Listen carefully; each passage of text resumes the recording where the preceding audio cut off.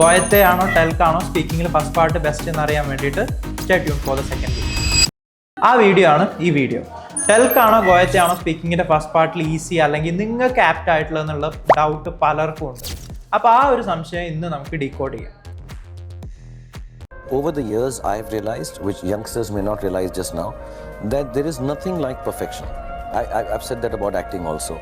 I've said it about arts. You know, all of us nowadays are striving कि हम कैसे perfect दिखेंगे, perfect कपड़े कैसे होंगे, perfect body कैसे बनाएंगे, perfectly happy कैसे होंगे, perfectly rich क्या. Perfection is an extreme. ഈ ഒരു വീഡിയോയിൽ ഷാറൂഖ് ഖാൻ സംസാരിക്കുന്നത് നിങ്ങൾ ശ്രദ്ധിച്ചോ? ആൾ സംസാരിക്കുന്ന സമയത്ത് ഭയങ്കര പ്രാക്ടിക്കൽ ആയിട്ടാണ് സംസാരിച്ചത്. അതായത് ഒരു സ്ട്രക്ചേർഡ് ഇതിലൊന്നും അല്ല. ആൾക്ക് അപ്പോൾ കിട്ടിയ പോയിന്റ്സ് വെച്ചിട്ട് അല്ലെങ്കിൽ ഭയങ്കര റിയൽ ആയിട്ടാണ് ആൾ സംസാരിക്കുന്നത്. ഈ സംസാരത്തിൽ ആൾക്ക് ചിലപ്പം ഗ്രാമർ മിസ്റ്റേക്സ് വരുന്നുണ്ടാവും, കാര്യങ്ങളൊക്കെ ഉണ്ടാവും. പക്ഷെ അയാൾ ആ ഒരു കോണ്ടന്റിന് കൊടുക്കുന്ന ഒരു ഇമ്പോർട്ടൻസ്, ഇവിടെ ആൾ കൺവേ ചെയ്യാൻ ഉദ്ദേശിച്ച പോയിന്റ് ഭയങ്കര നാച്ചുറൽ ആയിട്ട് ആളുടെ ഇമോഷൻസും എക്സ്പ്രഷൻസ് ഒക്കെ വെച്ചിട്ടാണ് ആൾ കൺവേ ചെയ്തത്. ഒരു സ്ട്രക്ചേർഡ് പാറ്റേണിലല്ല ആൾ എന്ത് ചെയ്തത്, അല്ലെങ്കിൽ ഒരു പ്രീ പ്ലാൻഡ് ആയിട്ടുള്ള കാര്യങ്ങളല്ല ആൾ പറഞ്ഞത്. ആൾ ഭയങ്കര ഓർഗാനിക് ആയിട്ടാണ് ആ പോയിന്റ് ആർട്ടിക്കുലേറ്റ് ചെയ്തത്. അതായത് ആളുടെ ഇമോഷൻസ് എക്സ്പ്രഷൻസ് ഒക്കെ നല്ല രീതിയിൽ ആ പറയുന്ന ആൾക്ക് കൺവേ ചെയ്യുന്ന രീതിക്കാണ് ചെയ്തിട്ടുള്ളത്.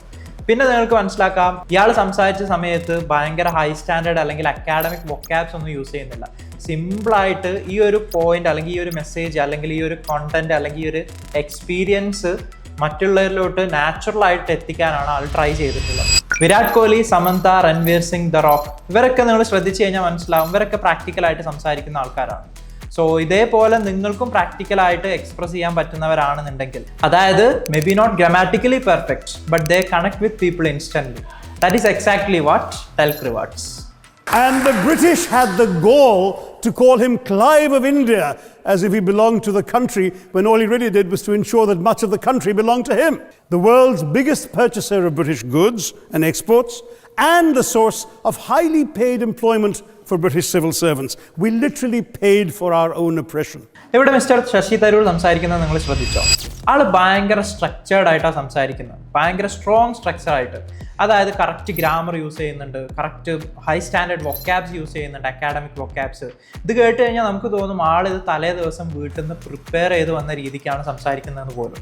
ആൾ സംസാരിക്കുന്ന സമയത്ത് ആളുടെ സെൻറ്റൻസ് ഒക്കെ ഗ്രാമാറ്റിക്കലി ഭയങ്കര സ്ട്രക്ചേർഡ് ആണ്. അതേപോലെ ആൾ യൂസ് ചെയ്യുന്ന വൊക്കാബ്സ് ആണെങ്കിലും ഹൈ സ്റ്റാൻഡേർഡ് അല്ലെങ്കിൽ അക്കാഡമിക് ലെവൽ വൊക്കാബ്സ് ആണ്. ആളോട് ഇപ്പോൾ ഒരു അബ്സ്ട്രാക്ട് ഐഡിയാസിനെ കുറിച്ച് സംസാരിക്കാൻ പറഞ്ഞു കഴിഞ്ഞാലും ആൾക്ക് അതിനെക്കുറിച്ച് ഒരു പ്രോപ്പർ സ്ട്രക്ചറിൽ ആൻസർ ചെയ്യാൻ പറ്റും.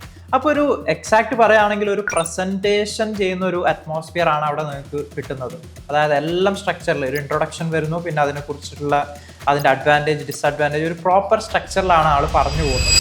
ഇതുപോലെ അമിതാഭ് ബച്ചൻ സംസാരിക്കുന്ന സമയത്ത്, ആമിർ ഖാൻ സംസാരിക്കുന്ന സമയത്ത്, ഏഞ്ചല മാർക്കൽ സംസാരിക്കുന്ന സമയത്ത്, ഇവരൊക്കെ സംസാരിക്കുമ്പോൾ നിങ്ങൾ ശ്രദ്ധിച്ചു കഴിഞ്ഞാൽ മനസ്സിലാവും ഭയങ്കര ഓർഗനൈസ്ഡ് ആയിട്ട് ആലോചിച്ചിട്ടാണ് ഇവരെന്ത് ചെയ്യുക, റിപ്ലൈ ചെയ്യുന്നത്. ഭയങ്കര സ്ട്രക്ചേർഡ് ആയിരിക്കും ഇവരുടെ റിപ്ലൈ എന്ന് പറയുന്നത്, അല്ലെങ്കിൽ ഇവരുടെ ഒരു പ്രസന്റേഷൻ അല്ലെങ്കിൽ ഇവരുടെ ഒരു സ്പീച്ച് എന്ന് പറയുന്നത്.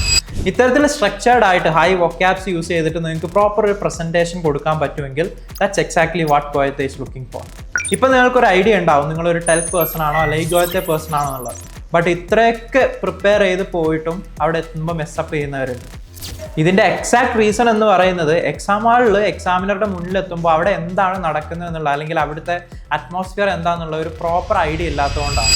സോ എന്താണ് ഒരു എക്സാം ഹാളിൽ കയറിയാൽ ഉണ്ടാവുന്നത്, അല്ലെങ്കിൽ എക്സാമിനറുടെ മുന്നിലിരിക്കുമ്പോൾ എന്തായിരിക്കും അവർ തിങ്ക് ചെയ്യുന്നത്, ഇതിനൊക്കെ കുറിച്ച് നിങ്ങൾക്ക് പ്രോപ്പർ ഐഡിയ കിട്ടാൻ വേണ്ടിയിട്ട് stay tune for the third video.